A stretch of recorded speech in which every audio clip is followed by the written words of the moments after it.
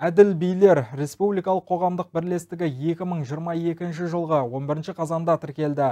Билер алқасы өңірдегі оң шешімін таппаған мәселелерді шешу басты мақсат дейді. Бірлестік мүшелері халықтың бірлігі мен салт дәстүрі асқақтау, қазақ тілінің бүгіні мен ертеңі және жастар тәрбиесіне баса назар аударатынын жеткізді. Әділ билер республикалық қоғамдық бірлестігі 2022 жылғы 11 қазанда тіркелді. Билер алқасы өңірдегі оң шешімін таппаған мәселелерді шешу басты мақсат дейді. Бірлестік мүшелері халықтың бірлігі мен салт дәстүрін сақтау, қазақ тілінің бүгіні мен ертеңі және жастар тәрбиесіне баса назар аударатынын жеткізді. Бүгінгі іс-шарада әділ билер өзге де қоғамдық ұйымдармен етене жақын араласып, өзекті проблемаларды бірлесе шешуге ниетті екенін айтты. Бүгінгі таңда өңір бойынша мыңнан астам би тіркелген. Жиында бірлестік мүшелеріне арнайы куәлік табысталды. Ұйымдастырушылар ел игілігі үшін еңбектеніп жүрген ақсақалдарға алғыстарын білдірді. Ордабасы ауданы, мынау Төле би ауданы, Сарыағаш ауданы, әсіресе мына Келес ауданы, Жетісай аудандарында жақсы жұмыстар бар. Осы жұмыстарды біз күнделікті кешке шатқа отырып, бір-бірімізбен ақылдасып, мына жұмыс мынандай жүріп жатыр. Мына жұмысты осыны басшылыққа алыңыздар.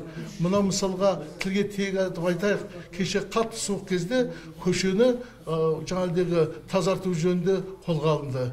Аз қамтылған отбасыларға продукты беруді Сайрам ауданы бастама көтеріп, арзан магазин, тегін магазин ашып, қызмет жасап жатыр Сайрам ауданының биі. Сайрам ауданының билері аз қамтылған отбасыларға азық-түлік тарату бойынша бастама көтерген. Бүгінде әділ билер халыққа қол ұшын созып, түйткілді мәселелерін шешуде игі істер атқарып келеді. Аталған ұйым қаржы көзін жеке кәсіпкерлер мен қайырымдылықпен айналысатын азаматтардан алады.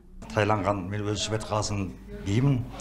Шымкентте мынау жағдай жоқ отбасыларға жәрдем беру, тілімізді салт дәстүрін сақтау, жастардың ынтымағын, бірлігін, имандылығын сақтау, одан көп адамдарға көп жәрдемдер беріліп жатыр.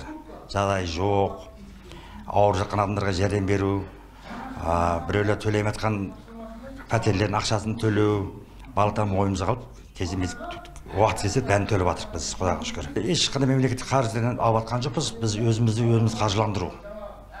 Мына бизнесмен жігіттер бар, сондай жігіттердің арқасында жәрдем беріп жатырық. Біз өзіміз қаржыландыру. Үкіметтен ешқандай жәрдем жоқ. Алдағы уақытта зорлық-зомбылық, ұрлық, әлімжеттікке қатысты жұмыстар жүргізіледі дейді ұйымдастырушылар. Олардың айтуынша, жазықсыз сотталған азаматтарға қатысты істер жиі кездесетін көрінеді. Отырар ауданында 9 балыққа бола 3 отбасын асырап отқан бала сотталып кетті. Ойбай қызыл кітапқа енген дейді, оның ешқандай дәлел жоқ. Біреулердің қағаз алғанда апарып 7 жыл мен 9 жылдың арасы сотталып кетті. Не деген масқара келшілік. Соны мынандай деп айтатын ешкім болмаған. Ал енді біздің мақсатымыз ауданның әкімшілігімен неге біргеміз? Өйткені ауданның әкімшілігі елді басқарып отырған үлкен ұйым. Сол ұйыммен қарсы келмей, кейбір мәселелерді шешу үшін билер алтын көпір болып, сондай адамдардың өзін айта алмаған нәрсесін билер арқылы айтуды сол алға іске асырып жатырмыз.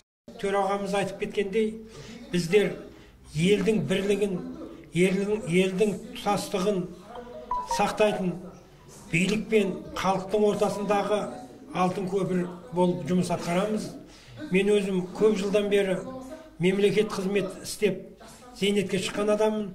Көп жылдан бері сол Келес ауданында би болып келе жатырмын. Енді әділ билер қоғамдық бірлестігіне мүше болып, ауданның биі болып отырмын. Қазіргі таңда бірлестікке халықтан 25-ке жуық арыз өтініш келіп түскен. Ұйымдастырушылар ұйымға мүше болған билерді халық айқындайтынын тілге тиек етті. Қазірде Шымкент қаласы бойынша 20-дан астам би бар. Диана Ахметқызы, Антон Семенов, Қайыржан Бекберген, Әділет ақпарат.